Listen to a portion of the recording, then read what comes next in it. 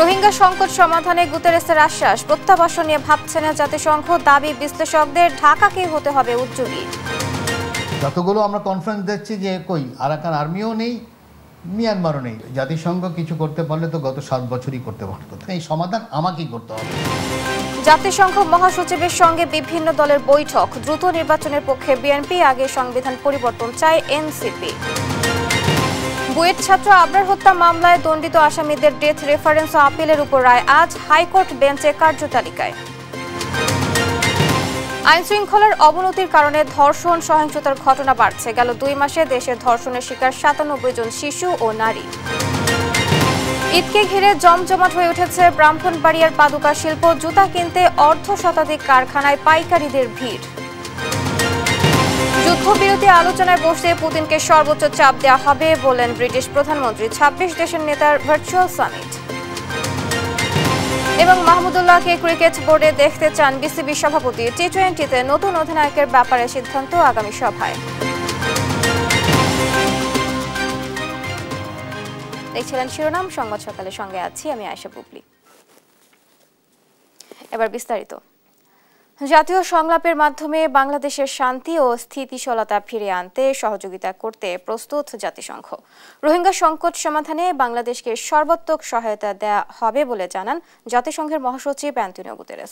শনিবার পররাষ্ট্র উপদেষ্টা মোহাম্মদ তৌহিদ হোসেনের সঙ্গে বৈঠক শেষে তিনি বলেন, রোহিঙ্গাদের জন্য বাংলাদেশ যা করেছে তা প্রশংসনীয়। এ সময় পররাষ্ট্র উপদেষ্টা মোহাম্মদ তৌহিদ হোসেন বলেন, বাংলাদেশের সংস্কারে সর্বোচ্চ সহযোগিতা থাকবে জাতিসংঘের। আরো জানাচ্ছেন সাদ আহমেদ। 4 দিনের সফরে তৃতীয় দিনে ব্যস্ত সময় পার করেছেন জাতিসংঘের মহাসচিব অ্যান্টনিও গুতেরেস। এদিন বিকেলে রাজধানীর এক হোটেলে পররাষ্ট্র উপদেষ্টার সঙ্গে যৌথ ব্রিফিংয়ে অংশ নেন তিনি। এ সময় তিনি রোহিঙ্গা ও বাংলাদেশের সহযোগিতায় আন্তর্জাতিক সম্প্রদায়কে আর্থিক ও রাজনৈতিক সহায়তার আহ্বান জানান। সেই সঙ্গে রোহিঙ্গাদের আশ্রয় দেওয়ার জন্য বাংলাদেশের ভূয়সী প্রশংসা করেন। By offering Rohingya refugees sanctuary, Bangladesh has demonstrated solidarity and human dignity, often at significant social, environmental and economic costs.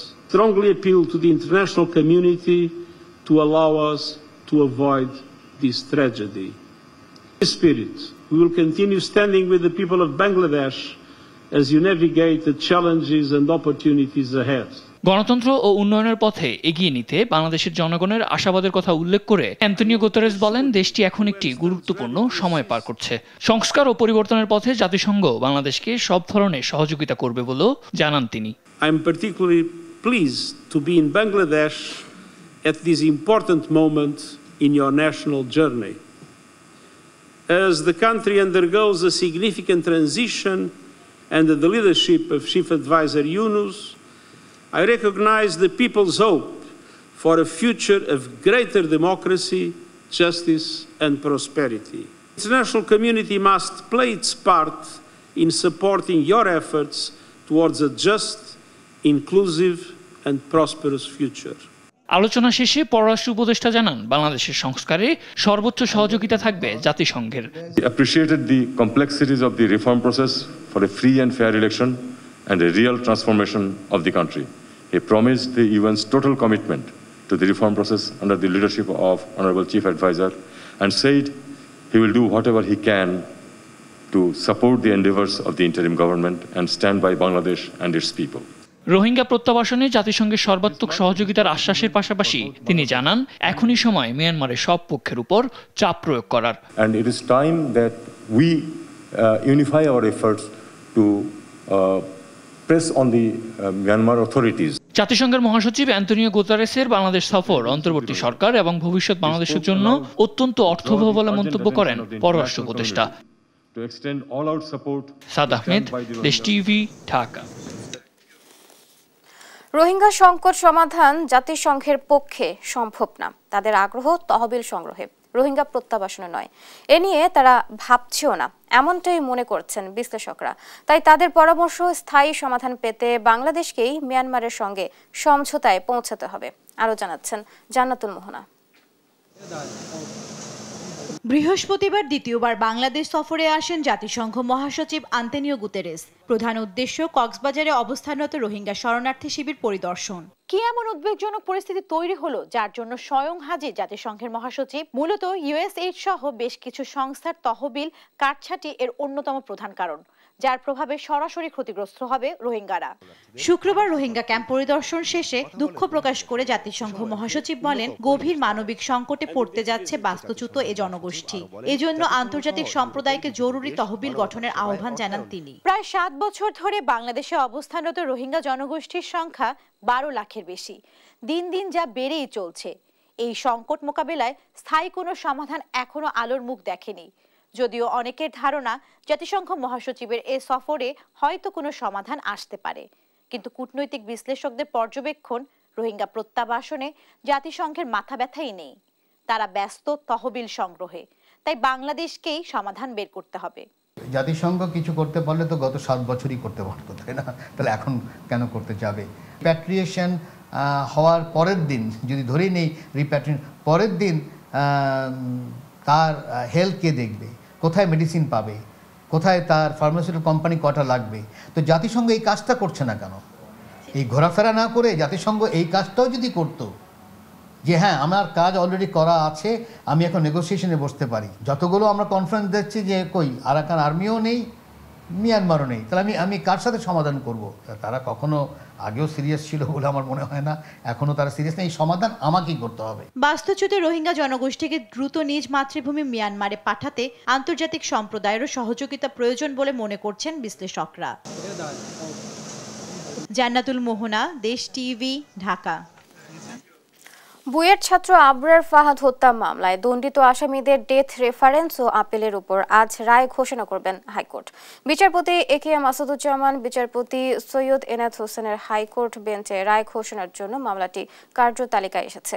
এর আগে শুনানি শেষে গেল 24 ফেব্রুয়ারি হাইকোর্ট মামলাটি রায়ের জন্য অপেক্ষমাণ রাখেন। 2019 সালের 6 অক্টোবর বুয়েটের শেরেবাংলা হল থেকে তড়িৎ ও ইলেকট্রনিক্স প্রকৌশল বিভাগের 2য় বর্ষের ছাত্র আবরার ফাহাদের লাশ উদ্ধার করা হয়। এই ঘটনায় আবরারের বাবা রাজধানীর চকবাজার থানায় মামলা করেন। ঢাকার দ্রুত বিচার ট্রাইব্যুনাল 2021 সালে 8 ডিসেম্বর 20 জনকে মৃত্যুদণ্ডের আদেশ দেয়।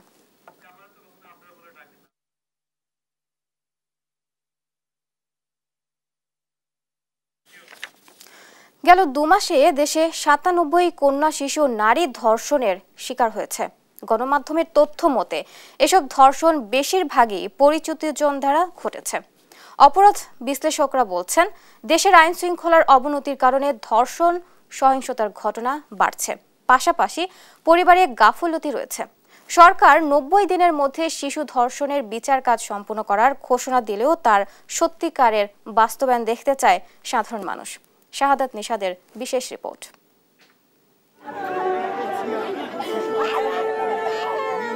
এই আহাজারি মাগুরায় ধর্ষণের শিকার হয়ে না ফেরার দেশে পাড়ি জমানো শিশুর পরিবারের। আদর্শলিপির বই নিয়ে স্কুলে যাওয়া ও বারান্দায় যার কানামাছি খেলার কথা, সেই শিশু এখন চিরনিদ্রায় শায়িত সমাজের নরপশুদের থাবায়। মাগুরার শিশুর মর্মান্তিক মৃত্যুর শোকে যখন পুরো দেশ শোকাহত, ঠিক সেদিনই নারায়ণগঞ্জের রূপগঞ্জে চকলেট কিনে দেওয়ার কথা বলে 55 বছর বয়সী ইব্রাহিম নামে এক বৃদ্ধ 7 বছরের শিশুকে ধর্ষণ করার অভিযোগ উঠেছে। বিষয়টি 5000 টাকায় ধামাচাপা দেওয়ার চেষ্টাও করেছিল ওই বৃদ্ধ। সিরাজগঞ্জের রায়গঞ্জে কিশোর মোহাম্মদের বিরুদ্ধে 7 বছরের শিশুকে যৌন নির্যাতনের অভিযোগ উঠেছে। বগুড়ার শাহজাহানপুরে আপন খালুর বিরুদ্ধে উঠেছে শারীরিক ও বুদ্ধি প্রতিবন্ধী নারীকে যৌন নির্যাতনের অভিযোগ।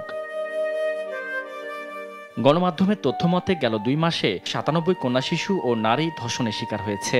এর মধ্যে ফেব্রুয়ারিতে ধর্ষণের শিকার 57 জনের মধ্যে 16 জন শিশু ও 17 জন কিশোরী। গেল বছর দেশে 516 কন্যা শিশু ও নারী ধর্ষণের শিকার হন, যাদের বেশিরভাগ বয়সসীমা 18 বছরের নিচে।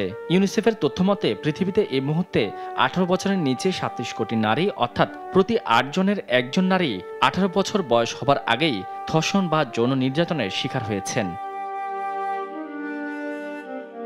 আইন ও সালিশ কেন্দ্রের পরিসংখ্যান বলছে, বাংলাদেশে গত 8 বছরে 3438টি শিশু ধর্ষণের মামলা দায়ের করা হয়েছে। ধর্ষণের শিকার হয়েছেন আরও বেশি। এদের মধ্যে অন্তত 539 জনের বয়স 6 বছরের কম, আর 7 থেকে 12 বছরের মধ্যে আছে 933 জন। গবেষণায় দেখা গেছে বেশিরভাগ ক্ষেত্রে পরিচিতদের দ্বারাই শিশুরা যৌন নির্যাতন বা ধর্ষণের শিকার হয়। মানসিক স্বাস্থ্য ইনস্টিটিউটের এক নিবন্ধ অনুযায়ী শতকরা প্রায় 85% ক্ষেত্রেই যৌন নির্যাতনকারীরা শিশুর পরিচিত হন বা বিশ্বস্ত কেউ। সাম্প্রতিক সময়ে আইনশৃঙ্খলা পরিস্থিতির নাজুক পরিস্থিতি এবং কোনো ধরনের জবাবদিহিতা না থাকায় শিশুদের প্রতি সহিংসতা বাড়ছে বলে অভিমত অপরাধ বিশ্লেষকদের। নারীর প্রতি যে সহিংসতা বা ধর্ষণের ঘটনা 90 দিনের মধ্যে বিচার করতে পারলে তো খুবই ভালো। আমরা 6 মাসের মধ্যে করতে পারলেও সেটা একটা সমাজের মধ্যে বার্তা তৈরি করবে। পাশাপাশি সামাজিকভাবেও সমাজের সচেতন যে জনগোষ্ঠী আছেন, ব্যক্তি যারা আছেন, তাদের পক্ষ থেকে এক ধরনের সামাজিক অনুশাসন সমাজের মধ্যে প্রচলিত থাকা দরকার, যার প্রেক্ষাপটে এই ধরনের অপরাধপ্রবণ বা ধর্ষণের মতো মানসিকতা যে সমস্ত ব্যক্তি পোষণ করেন তারা যাতে একটা ভয় থাকেন যে এই ধরনের অপরাধ করলে তাকে সমাজচ্যুত হতে হবে অথবা সমাজে তার অবস্থান হেয় হবে, কিংবা এই অপরাধ করে তিনি সামাজিকভাবে পার পাবেন না। তবে আইন প্রয়োগের ক্ষেত্রে নিরপরাধ কেউ যেন শাস্তির শিকার না হয় সে বিষয়েও লক্ষ্য রাখার প্রয়োজন বলে মনে করেন অপরাধ বিশ্লেষকরা। শিশু ধর্ষণের ঘটনা এড়াতে একদিকে যেমন পারিবারিক সচেতনতা জরুরি, অন্যদিকে নজরদারিও বাড়াতে হবে। সে সঙ্গে পরিসংখ্যানের তথ্য মতে যেহেতু পারিবারিক কিংবা নিকটাত্মীয়দের দ্বারাই বেশি শিশু ধর্ষণের শিকার হচ্ছে, সেক্ষেত্রে তাদের বিষয়ে সচেতন করতে হবে আপনার শিশুকে, শেখাতে হবে স্পর্শকাতর বিষয়গুলো নিয়েও। সাদাত নিশাদ, দেশ টিভি, ঢাকা। এদিকে গণপরিবহনে নারী সুরক্ষায় চালু হলো হেল্প অ্যাপ।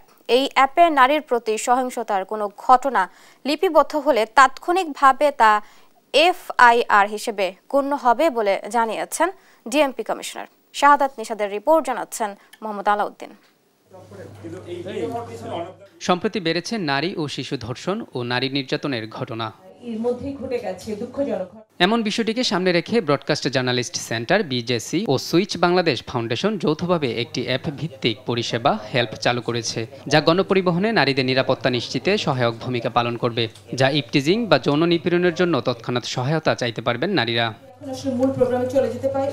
শনিবার রাজধানীর কাউরান বাজারের ডেইলি স্টার ভবনে এই অ্যাপের উদ্বোধনী করেন ডিএমপি কমিশনার শেখ মোহাম্মদ সাজ্জাদ আলী। এ সময় তিনি দুঃখ প্রকাশ করে বলেন, গণমাধ্যমে প্রচারিত সংবাদের থেকেও ধর্ষণের ঘটনা বেশি। আমার পুলিশি জীবনের অভিজ্ঞতায় আমি দেখছি যে যত সংখ্যক আপনারা মিডিয়াতে দেখতে পান এর চেয়ে কয়েক গুণ বেশি ঘটনা ঘটে। এর মধ্যে 1-2টি বড় ঘটনা হলে মিডিয়া পার্সোনালরা বিষয়টি আমাদের সামনে আনেন, আর বাকি সবই আমার মনে হয় যে 95% আনরিপোর্টেড, ডিসক্লোজড হয় না বা ওই অবস্থাতেই শেষ হয়ে যাচ্ছে। হেল্প অ্যাপে নারীর প্রতি সহিংসতার কোনো ঘটনা লিপিবদ্ধ হলে তাৎক্ষণিকভাবে তা এফআইআর হিসেবে গণ্য হবে বলেও জানান ডিএমপি কমিশনার। অ্যাপসের মাধ্যমেও যদি আমার থানায় রিপোর্ট হয়ে যায়, we consider this is FIR. এর পরবর্তী স্টেপে যদি যখনই অ্যাকশনের প্রয়োজন হবে, বেসড অন দিস আমরা মামলা শুরু করব, যে দিস ইজ এফআইআর, ওইটা থেকেই আমরা শুরু করতে পারি, আমাদের কোনো আইনগত বাধা নেই। একই সঙ্গে নারীদের প্রতি সম্মানার্থে ধর্ষণ শব্দটি ব্যবহার না করে নারী শিশু নির্যাতন কিংবা নিপীড়ন শব্দটি ব্যবহারের অনুরোধ জানান তিনি। মোহাম্মদ আলাউদ্দিন, দেশ টিভি, ঢাকা।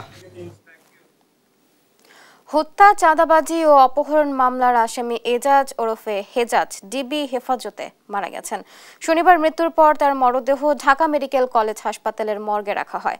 ময়নাতদন্ত শেষে আজ মরদেহ পরিবারের কাছে হস্তান্তর করা হবে। এর আগে গেল 11 মার্চ রাজধানীর রায়ের বাজার এলাকা থেকে এজাজকে গ্রেফতার করে সেনাবাহিনী। পরে সেদিন বিকালেই মোহাম্মদপুর থানায় হস্তান্তর করা হয় তাকে। দীর্ঘদিন কারাভোগের পর গত 15 আগস্ট জামিনে মুক্তি পান এজাজ। এজাজের বিরুদ্ধে ঢাকার বিভিন্ন থানায় হত্যা, চাঁদাবাজি ও অপহরণের 12টির বেশি মামলা আছে।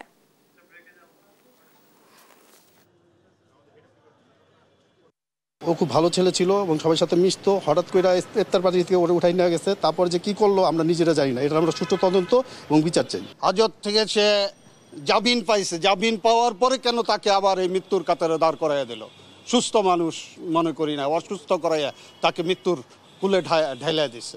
এই এটা সুষ্ঠু তদন্ত এবং সুষ্ঠু বিচার চাই। দেখছেন সংবাদ সকাল। রাজশাহীর নিউ মার্কেটের কাঁচা বাজারে ভয়াবহ অগ্নিকাণ্ডের ঘটনা ঘটেছে। শনিবার দিবাগত রাত 12:30টার দিকে নগরীর ষষ্ঠীতলা এলাকায় এই ঘটনা ঘটে। ফায়ার সার্ভিস জানায় আগুন লাগার পরে 1:45 থেকে ফায়ার সার্ভিসের 7টি ইউনিট আগুন নিয়ন্ত্রণে কাজ করে। প্রায় 1 ঘন্টা চেষ্টার পর আগুন নিয়ন্ত্রণে আনে। আগুন নেভাতে গিয়ে ফায়ার ফাইটার দেলোয়ার হোসেন আহত হন। তাকে রাজশাহী মেডিকেল কলেজ হাসপাতালে ভর্তি করা হয়েছে। মার্কেটের ভেতরের অংশের কোনো দোকানের ক্ষতি হয়নি। আগুন লাগার কারণ তাৎক্ষণিকভাবে নিশ্চিত হওয়া যায়নি বলেও জানায় তারা।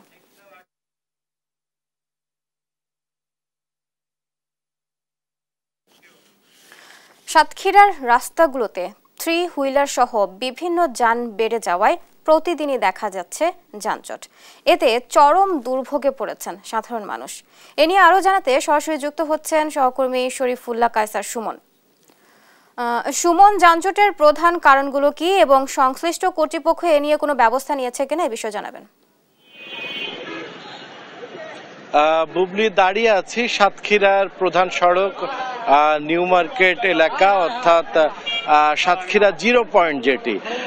আপনি দেখতে পাচ্ছেন যে বিভিন্ন রকম যে 3 হুইলার সহ বিভিন্ন যেসব অবৈধ যান রয়েছে তাতে কিন্তু ভরে উঠেছে সাতক্ষীরা শহর। একেবারে আটকে থাকছে পুরো সারাটা বেলা বলতে গেলে। এই যে সকাল শুরু হয়েছে, সকাল থেকে কিন্তু একদম এইটা কিন্তু সারা দিনই এই রকম পরিস্থিতি চলতেই থাকবে এবং জনভোগান্তি বেড়েই চলবে। মূলত যেটি ঘটেছে সেটি হচ্ছে যে সাতক্ষীরা শহরের রাস্তাঘাট সেই পরিমাণে বাড়েনি, কিন্তু যানবাহন যেভাবে বেড়েছে, বিশেষ করে 3 হুইলার সহ অনিয়ন্ত্রিত বিভিন্ন যেসব যান যেগুলোর বৈধতা নিয়েও প্রশ্ন আছে, সেই সব যানবাহন বেড়ে যাওয়ার ফলেই কিন্তু জনভোগান্তিটি চরম বেড়েছে।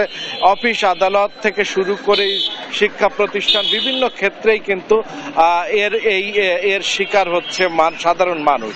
এবং দীর্ঘ সময় এই মফস্বল শহরে দীর্ঘ সময় ধরে মানুষকে আটকে থাকতে হয় এই ধরনের যানবাহন সহ বিভিন্ন কারণে। এই ক্ষেত্রে এই কাছাকাছি জায়গাতেও আবার একই সাথে ঢাকার পরিবহনগুলোও এখান থেকে ছাড়া হয়। তো এখানকার স্থানীয় নাগরিক নেতৃবৃন্দর আহ্বান যে এখান থেকে অতি দ্রুত ঢাকার যেসব যানবাহন সেগুলো ঢাকাগামী বা দূরপাল্লার যেসব যানবাহন সেগুলো অন্য জায়গায় স্থানান্তরিত করা হোক। একই সাথে যেসব বিভিন্ন ধরনের যে পরিবহন যেগুলো হচ্ছে লাইসেন্স বা যেগুলোর আইনগত ভিত্তি নেই সেগুলোকেও নিয়ন্ত্রণের মধ্যে আনা হোক এবং এই যানজট মুক্ত করা হোক। এই ছিল সর্বশেষ। বুবলি, আপনাকে ধন্যবাদ। দর্শক, সাতক্ষীরা থেকে যানজটের বিষয় নিয়ে জানাচ্ছিলেন সহকর্মী। খুলনায় একাধিক হত্যা মামলার আসামি বোমা শাহিন দুর্বৃত্তের গুলিতে নিহত হয়েছেন। শনিবার রাত 11:15টার দিকে নগরীর বাঘমার মারকাজুল উলুম মাদ্রাসার পেছনে এই ঘটনাটি ঘটে। পুলিশ ও এলাকাবাসী জানায় রাতে শাহিন বাঘমারা মারকাজুল উলুম মাদ্রাসার পেছনের গলি দিয়ে হেঁটে যাচ্ছিল। এ সময় 4 থেকে 5 জন সন্ত্রাসী তাকে ধাওয়া করে মাথায় গুলি করে পালিয়ে যায়। এতে ঘটনাস্থলেই তার মৃত্যু হয়। গুলির শব্দ শুনে স্থানীয়রা পুলিশে খবর দিলে সেখানে গিয়ে তারা শাহিনের লাশ শনাক্ত করে। নিহত শেখ শাহিনুল হক শাহিন দৌলতপুর কার্তিককুল এলাকার রশিদের ছেলে। তার নামে একাধিক হত্যাসহ বিভিন্ন মামলা রয়েছে। আমি তো বাসায় শুয়েছিলাম, বাসা থেকে ডাক দিল, শব্দ হলো কিসের, বাইরে আসলাম, এসে দেখি পড়ে আছে, তার ভিতরে তো কারেন্ট চলে গেল। ঈদ ঘিরে জমজমাট হয়ে উঠেছে ব্রাহ্মণবাড়িয়ার ঐতিহ্যবাহী পাদুকা শিল্প। জেলায় 1/2 শতাধিক কারখানায় পাদুকা উৎপাদনে চলছে দিন রাতের ব্যস্ততা। দামে কম ও মানসম্মত হওয়ায় আশপাশের জেলার পাইকাররা জুতা কিনতে ভিড় করছেন কারখানাগুলোতে। মালিকরা জানান সরকারি পৃষ্ঠপোষকতা পেলে বিদেশে রপ্তানি সহ বাড়বে কর্মসংস্থান। সহকর্মী মেহিদিনুর পরশের পাঠানো তথ্য ও ছবিতে জানাচ্ছেন শামীম হোসেন।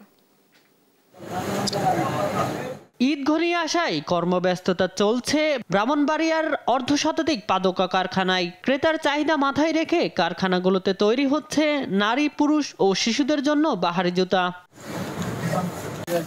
জেলায় ৩৮টি অটো কারখানা ছাড়াও ২০টিরও বেশি হাতে তৈরির পাদুকা কারখানা রয়েছে, যেখানে প্রতিদিন উৎপাদিত হচ্ছে প্রায় ১ লাখ জোড়া জুতা। একসময় ভারত, চায়না সহ বিদেশি জুতাই বাজার দখলে থাকলেও দিন দিন বাজারে চাহিদা বাড়ছে এসব জুতার। গুণগত মান ও সুলভ মূল্য হওয়ায় ঢাকা, চট্টগ্রাম, সিলেট, কুমিল্লা, বরিশাল সহ দেশের বিভিন্ন প্রান্ত থেকে পাইকাররা ভিড় করছেন কারখানাগুলোতে। কারখানা মালিকরা জানান, শবে বরাতের পর থেকে বেড়েছে ব্যস্ততা, আর এসব কারখানায় কাজ করছে ৫ থেকে ৬ হাজার শ্রমিক। এদেরকে নিয়ে কাজ করতেছি, দেখা যাচ্ছে ৭০ ঘন্টা ১৮ ঘন্টা আমরা ডিউটি করি। সেম কোয়ালিটি, সেম চায়না মাল। জুতা যত প্রকার ডিজাইন আছে, রঙের লাল, কালো, ব্লু, সাদা যতগুলো ডিজাইন আছে আমরা এই ডিজাইনগুলো করে থাকি আর। সরকারি পৃষ্ঠপোষকতা পেলে জেলায় উৎপাদিত জুতা বিদেশে রপ্তানি সহ কর্মসংস্থানের পরিধি বাড়বে বলে মনে করেন পাদুকা শিল্প সমিতির এই নেতা। ব্রাহ্মণবাড়িয়া অন্তত বাংলা এবং পিও মিলে ৫ থেকে ৬ হাজার শ্রমিক আছে, এরাও কাজে লাগছে। আমাদের সরকার যদি আমাদেরকে লোন দিয়ে আমাদেরকে কিছু সহযোগিতা করে, তাহলে আরো এই শিল্পটা ভালো হইবার চিন্তা ভাবনা আমাদের আছে ইনশাআল্লাহ। পাদুকা শিল্পের স্বয়ংসম্পূর্ণতা অর্জনের মাধ্যমে এগিয়ে যাবে দেশ, এমনটাই প্রত্যাশা সবার। News desk, Desh TV. শরীয়তপুরে কালো জিরার মধু আহরণ ও মৌ বাক্সের পরিচর্যায় ব্যস্ত সময় পার করছেন মৌচাষীরা। ঔষধি গুণ সম্পন্ন হওয়ায় অন্যান্য মধুর চাইতে কালো জিরার মধুর বাজারে দাম ভালো পাচ্ছেন চাষিরা। আর জমির পাশে মৌ বাক্স বসানোয় বেড়েছে ফসলের উৎপাদন। এতে খুশি স্থানীয় কৃষক ও বিভিন্ন জেলা থেকে আসা মৌচাষীরা। সহকর্মী সাইফুল ইসলাম আকাশের রিপোর্ট, জানাচ্ছেন নুসরাত শুভা। শরীয়তপুরের বিস্তীর্ণ ফসলের মাঠ কালোজিরার হালকা নীলাভ ফুলের দখলে। ক্ষেতের পাশে বসানো হয়েছে সারি সারি অস্থায়ী মৌবাক্স। ফুলের পাপড়ির মাঝে রেণু থেকে মধু সংগ্রহ করছে মৌমাছি, আর মৌচাষীরা ব্যস্ত মৌবাক্স পরিচর্যা আর মধু আহরণে। কালোজিরার মধু আহরণ ভালো হওয়ায় আর তুলনামূলক দাম বেশি পাওয়ায় খুশি বিভিন্ন জেলা থেকে আসা মৌ খামারিরা। বাজারে প্রচুর চাহিদা কালোজিরা মধু, আর কালোজিরা মধু আমরা প্রতি দিনে 10 কেজি অনুমান এরকম একটা পাওয়া যায়। অস্থায়ী মৌচাষীদের জমির পাশে কাজ করতে দেয় লাভবান হচ্ছেন কৃষকরা। সেই সঙ্গে পরাগায়নের ফলে আগের তুলনায় বেড়েছে ফসলের ফলনও। তাই জমির পাশেই মৌচাষীদের বসতে দিয়েছে স্থানীয় কৃষকরা। ফুলের থেকে মধু আহরণ করলে আমাদের ফসলের ক্ষতি হয়, এখন দেখে আমাদের এটা ক্ষতি হয় না। আমাদের পূর্বপুরুষ যেরকম আমাদের ফসল আসছে, এখন আমার ওরকম ফসল আসে, কোনো ক্ষতি হয় না। এবং এরা যখন আসে বর্ষার জন্য আমরা নিরাপদের একটা ব্যবস্থা করে দিই। কালোজিরার মধুকে জেলার ব্র্যান্ডি পণ্য হিসেবে ঘোষণা করা হয়েছে। কৃষি অফিস ও খামারিদের সমন্বয় ঘটানো গেলে জেলা থেকে অন্তত 100 কোটি টাকার মধু উৎপাদন সম্ভব বলে জানিয়েছেন মধু আহরণকারী প্রতিষ্ঠান হাসকা এগ্রো ফার্ম। শরীয়তপুরে সবচেয়ে ভালো কোয়ালিটির কালোজিরা ফুলের মধু উৎপাদন হয় এবং শরীয়তপুর জেলা প্রশাসন কর্তৃক এই মধুকে জেলা ব্র্যান্ডিং পণ্য হিসেবে ঘোষণা করা হয়েছে। এবং এই মধুটাকে যদি আমরা একটু কৃষি অফিস এবং যদি খামারিদের সমন্বয় করানো যায়, তাইলে এর মধু প্রায় শরীয়তপুর থেকেই প্রায় 100 কোটি টাকার কালোজিরা ফুলের মধু উৎপাদন করা সম্ভব। জেলায় কালোজিরা থেকে বেশ ভালো মধু আহরণ হয়। আর ফসলের আবাদ বাড়াতে মোয়ালদের ফসলি জমির পাশে বসতে দিয়ে কৃষকদের উদ্বুদ্ধকরণের কথা জানিয়েছেন কৃষি বিভাগ। আমরা কৃষকদের উদ্বুদ্ধ করি যেন মোয়ালদের মৌমাছির বক্স স্থাপনের সহায়তা করে, এতে করে তাদের পরাগায়নে সহায়তা হবে। এবং আমরা সবসময় কৃষকদের পরামর্শ দিচ্ছি যে তাদের যদি সহায়তা করে তাহলে আমাদের মধু ফসল উৎপাদন আরো বৃদ্ধি পাবে। এবার কালোজিরার মধু আহরণের জন্য মৌবাক্স বসানো হয়েছে 2010টি। মধু উৎপাদনের লক্ষ্যমাত্রা 9650 KG. News desk, Desh TV. কুষ্টিয়ার তিলের খাজার নাম শোনেননি বা খায়নি এমন মানুষ বাংলাদেশে পাওয়া দায়। হাতে তৈরি খেতে দারুণ সুস্বাদু কুষ্টিয়ার তিলের খাজা 150 বছরের ঐতিহ্য হারাতে বসেছে। ক্রেতা আকৃষ্ট করতে নানা রকম হাঁকডাকের মাধ্যমে বাস স্টেশন সহ বিভিন্ন জায়গায় বিক্রি হতে দেখা যায় কুষ্টিয়ার বিখ্যাত তিলের খাজা। তবে আর্থিক অনটন আর পৃষ্ঠপোষকতার অভাবে হারিয়ে যাবার চ্যালেঞ্জ মোকাবেলা করছে এই শিল্প। 2023 সালে এ পণ্য জিআই স্বীকৃতি পেলেও এখনো নানা সমস্যায় জর্জরিত। ইরফান রানার ক্যামেরায় কুষ্টিয়া থেকে নাহিদ হাসান তিতাসের রিপোর্ট। এভাবে চিনি জ্বালিয়ে নির্দিষ্ট ঘনত্ব আসার পর হালকা ঠান্ডায় জমাট বেঁধে চিনির শিরা বা মন্ডা তৈরি করা হয়। সেই মন্ডা দোডালা গাছে পেঁচিয়ে হাতে টানা হয়। হালকা বাদামি থেকে সাদা রঙে পরিণত হলেই কারিগর তার নিপুণ হাতের ভাঁজের টানে ভেতরের অংশ ফাঁপা করে। পরে বিছিয়ে রেখে তা নির্দিষ্ট মাপে কাটা হয়। ওই কাটা অংশের উপরে মেশানো হয় খোসা ছাড়ানো তিল। এরপর করা হয় প্যাকেটজাত। এভাবেই রাতভর শ্রমিকদের হাতের কসরতে তৈরি হয় কুষ্টিয়ার বিখ্যাত তিলের খাজা, যা সকাল হলেই ছড়িয়ে পড়ে জেলাসহ দেশের বিভিন্ন প্রান্তে। এখানে ধরেন হাতের সাহায্যে এই যে ফাঁপগুলো আছে এই ভিতরে এই ফাঁপগুলো তৈরি করি। শুধু তিল, চিনি আর দুধ ছাড়া অন্য কিছু নাই। অখণ্ড ভারতীয় উপমহাদেশের সময়কালে তিলের খাজার প্রচলন ঘটে কুষ্টিয়ায়।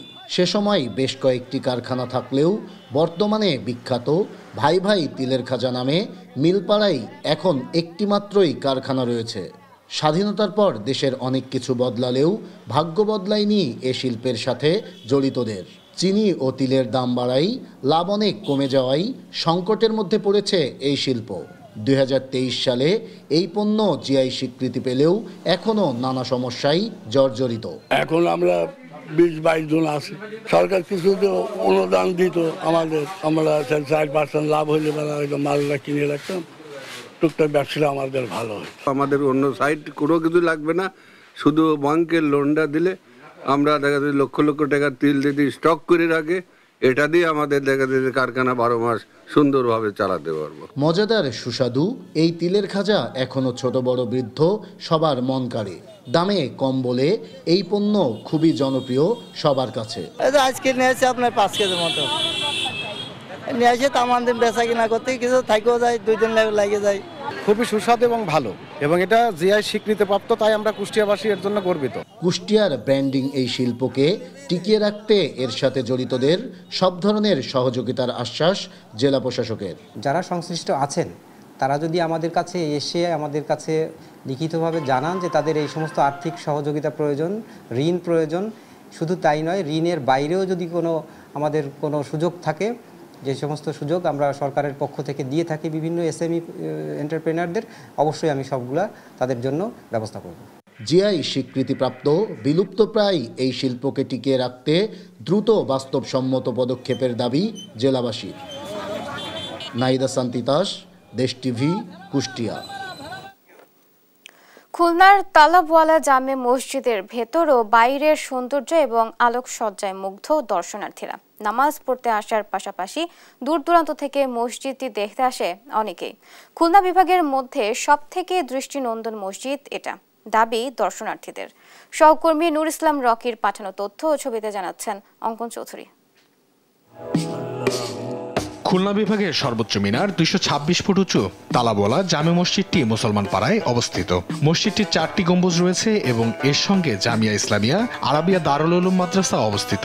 প্রাঙ্গণে সুপারি, নারকেল, ক্যাকটাস, ঝাউগাছ ও অর্কিড লাগানো হয়েছে এবং ভেতরে আন্তর্জাতিক মানের লাইট ফিটিংস ও কাঠের কারুকার্য রয়েছে। মসজিদে পশুর চামড়ায় খোদাই করা কোরআনের বাণী এবং নারকেল গাছ দিয়ে বসার ব্যবস্থা করা হয়েছে। মসজিদটি রাতে আলোকসজ্জায় আকর্ষণীয় হয়ে ওঠে। 1967 সালে প্রতিষ্ঠিত মসজিদটি আল্লামা শামসুল হক ফরিদির অনুপ্রেরণায় এবং মরহুম হাজী আব্দুল হাকিম জমাদ্দারের পৃষ্ঠপোষকতায় মাওলানা মুজিবুর রহমান নির্মাণ করেছে। এটি নির্মাণ শৈলী ও পরিবেশের জন্য বিখ্যাত এবং দূর দূরান্ত থেকে মুসল্লিরা এখানে নামাজ পড়তে আসেন। জুমার দিন না, বাকি তারপরেও এই জোরের রক্তেও প্রায় মসজিদটা ভরে গেছে, অনেক মুসল্লি। আলহামদুলিল্লাহ, এসে অনেক ভালো লাগলো আর কি। এই মাদ্রাসা যেমন সুন্দর, শিক্ষার মান ততটা উন্নত, মসজিদটা অনেক উন্নত। বিভিন্ন জায়গা থেকে পর্যটকরা এই মসজিদে ঘুরতে আসে। এখানে শুক্রবারের দিন খুলনা সহ খুলনার বাইরে থেকে অনেক মুসল্লি সমাগম হয়। রাত্রেবেলা এখানে আরো লাইটের জন্য যে লাইটিং করা হয়েছে, এটার জন্য আরো অনেক সৌন্দর্য জাঁকজমক হয়ে যায়। তালাবওয়ালা মসজিদ খুলনার একটি দৃষ্টিনন্দন মসজিদ, যার মিনার, গম্বুজ ও গেট বিশেষ আকর্ষণীয়। মসজিদের ভেতরে পশুর চামড়ায় হাদিস খোদাই করা রয়েছে এবং দাঁড়িয়ে নামাজ পড়তে না পারা মুসল্লিদের জন্য নারকেল গাছের তৈরি বসার চেয়ার রয়েছে। জুম্মার দিনও মসজিদে অনেক মুসল্লি উপস্থিত হন। আমাদের এই মসজিদে প্রায় 2000 মুসল্লি একসাথে নামাজ পড়তে পারেন এবং ঈদের নামাজও 2টা ঈদের নামাজ এখানে হয় এবং অনেক দূর দূরান্ত থেকে পর্যটকরা এখানে দেখতে আসেন। এটি একটি ঐতিহ্যবাহী মাদ্রাসা ও মসজিদ যা দেখভাল করছেন আলহাজ মোহাম্মদ আব্দুল জব্বার জমাদ্দার। এখানে 2000 মুসল্লি একসঙ্গে নামাজ পড়তে পারেন এবং দূর দূরান্ত থেকে মুসল্লিরা নামাজ পড়তে আসেন। News desk, Desh TV. দেখছেন সংবাদ সকাল। ইয়েমেনের রাজধানী সানায় নজিরবিহীন বিমান হামলা চালিয়েছে যুক্তরাষ্ট্র। শনিবার এই হামলায় নিহত হয় অন্তত 23 জন, আহত হয় আরও 11 জন। এর আগে লোহিত ও আরব সাগরে ইসরায়েলি জাহাজে হামলার হুমকি দেয় ইরান সমর্থিত বিদ্রোহী গোষ্ঠী হুতি। জারি জবাবে গোষ্ঠীটির উপর হামলার নির্দেশ দেন মার্কিন প্রেসিডেন্ট ডোনাল্ড ট্রাম্প। এতে রাজধানী সানায় হুতিকে লক্ষ্য করে বিমান হামলাটি চালায় মার্কিন সামরিক বাহিনী। এছাড়া হুতিকে সমর্থন দেওয়া থেকে ইরানকে বিরত থাকার হুঁশিয়ারিও দেন মার্কিন প্রেসিডেন্ট।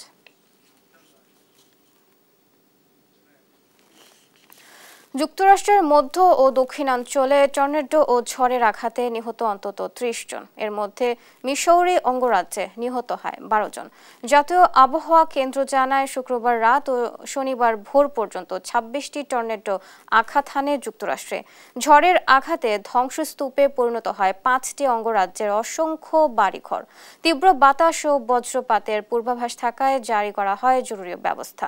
এছাড়া সাধারণের নিরাপদে সরিয়ে নিতে কাজ করছে স্থানীয় প্রশাসন।